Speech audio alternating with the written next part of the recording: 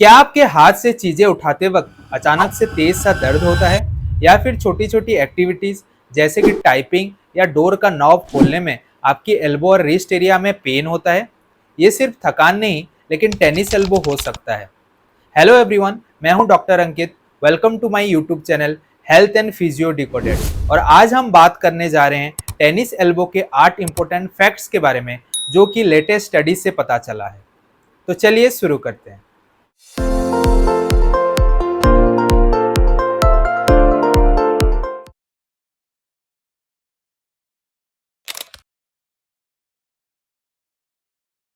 Tennis elbow, जिसे lateral epicondylitis भी कहा जाता है, एक ऐसा कंडीशन है जिसमें एल्बो और रिस्ट मसल्स और टेंडन्स की ओवरयूज से होती है। ज्यादातर ये रिस्ट, एल्बो और फोरआर्म में होने वाली बार बार मूवमेंट्स के कारण डेवलप हो सकता है।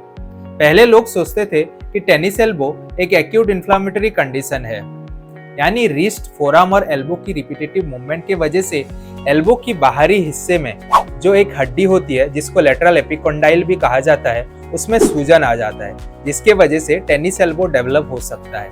लेकिन रिसेंटली रिसर्च ये बताती है कि टेनिस एल्बो एक डिजेनरेटिव टेंडिनोपैथी है, यानी हमारी फोरआर्म के ऊपरी हिस्से में ग्रुप ऑफ मसल्स रहते हैं जिसको एक्सटेंसर ग्रुप ऑफ मसल्स कहा जाता है। ये मसल हमारी लेटरल एपिकॉन्डाइल से ओरिजिनेट होते हैं और ये मसल टेंडन के थ्रू बोन से अटैच होते हैं। रिपीटेटिव रिस्ट, फोरआर्म और एल्बो मूवमेंट के कारण या फिर ओवरयूज के कारण ये टेंडन घिसने लगते हैं और धीरे धीरे खराब हो जाते हैं, जिसके वजह से टेनिस एल्बो डेवलप हो सकता है। माइक्रोस्कोपिक स्टडी के अनुसार टेंडन डिजेनरेशन के बाद कोलाजन के स्ट्रक्चर में एबनॉर्मलिटी दिखाई देती है और साथ ही साथ नए नए ब्लड वेसल्स दिखते हैं जिसको वास्कुलर हाइपरप्लेसिया भी कहा जाता है। टेनिस एल्बो पूरी दुनिया में एनुअली 1 से 3% लोगों को होता है, जबकि इंडिया में ये प्रतिशत 1.3% टू 2.6% रहता है। ज्यादातर 35 से 55 साल के अंदर के लोगों में टेनिस एल्बो देखा जाता है और ये महिलाओं में कॉमन है।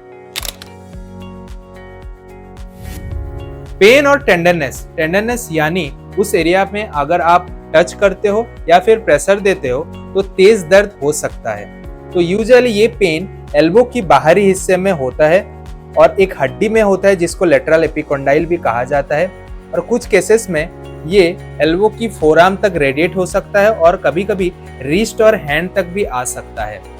कुछ स्पेसिफिक एक्टिविटीज जैसे कि रिस्ट एक्सटेंशन, ग्रिपिंग और लिफ्टिंग एक्टिविटीज में ये पेन बढ़ सकता है। इनिशियल स्टेज में टेनिस एल्बो का पेन इंटरमिटेंट रहता है, यानी जब आप रिपीटेटिव रिस्ट मूवमेंट करोगे तो ये पेन बढ़ सकता है, लेकिन जब आप रेस्ट करोगे तो ये पेन ऑटोमेटिक कम हो जाता है। लेकिन अगर आप टेनिस एल्बो की इलाज ना करते हो या फिर इसको इग्नोर करते हो तो लेटर स्टेज यानी कि क्रोनिक केसेस में ये पेन कांस्टेंट रहता है। मॉर्निंग स्टिफनेस यानी कि सुबह उठते ही पेशेंट की एल्बो में टाइटनेस या स्टिफनेस फील होता है। पेशेंट की ग्रिप स्ट्रेंथ में कमजोरी आ सकती है और साथ ही साथ कुछ स्पेसिफिक ऑब्जेक्ट्स उठाने में, फॉर एग्जांपल पेन, बैग या कप उठाने में पेशेंट को दिक्कत आ सकती है। ये सब सिम्टम्स डेली लाइफ को काफी इफेक्ट करते हैं। सिर्फ 5 से 10% केसेस का टेनिस या कोई भी रैकेट स्पोर्ट से लेना देना है। बाकी के ज्यादातर लोग IT professionals, manual labourers, farmers, factory और ऑफिस वर्कर्स और ज्यादातर रिपीटेटिव हाउस होल्ड काम करने वाले लोग होते हैं। एक स्टडी जो कि American journal of sports medicine में पब्लिश हुई थी, उसके अनुसार काफी केसेस में 80 to 90% लोग कंजर्वेटिव ट्रीटमेंट से बिना सर्जरी के 1 साल के अंदर ठीक हो जाते हैं, लेकिन 10% पेशेंट को क्रोनिक पेन हो सकता है जो कि 12 महीने से ज्यादा एक्सटेंड हो सकता है। बहुत सारे रिव्यू स्टडी के अनुसार एक्सरसाइज थेरेपी जैसे कि आइसोमेट्रिक और इसेंट्रिक एक्सरसाइज लॉन्ग टर्म में ज्यादातर केसेस में कॉर्टिकोस्टेरॉइड इंजेक्शन से बेहतर होती है। Steroid injection short term relief देती है, लेकिन इसमें रिकरेंस का रिस्क बहुत ज्यादा बढ़ जाता है। आजकल पीआरपी यानी प्लेटलेट रिच प्लाज्मा थेरेपी काफी पॉपुलर हो रही है। और इसका स्ट्रॉन्ग रीजन भी है। बहुत सारी रिसेंट स्टडीज ये दिखाते हैं कि पीआरपी स्टेरॉयड के कंपैरिजन में 6 से 12 महीने के अंदर पेन रिलीफ और फंक्शन दोनों में बेटर रिजल्ट दे सकते हैं। कई सारी स्टडी ट्रायल्स ये सजेस्ट करते हैं कि पीआरपी टेंडन हीलिंग में काफ़ी मदद करता है, लेकिन पीआरपी ट्रीटमेंट लेने से पहले अपनी एक्सपर्ट की एडवाइस जरूर लें।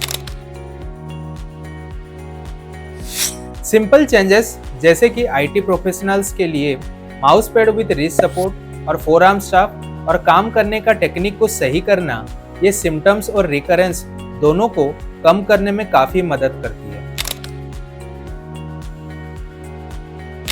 6 से 12 महीने की कंजर्वेटिव ट्रीटमेंट से रिलीफ ना मिले तो 10% से भी कम केसेस में सर्जरी की जरूरत पड़ती है।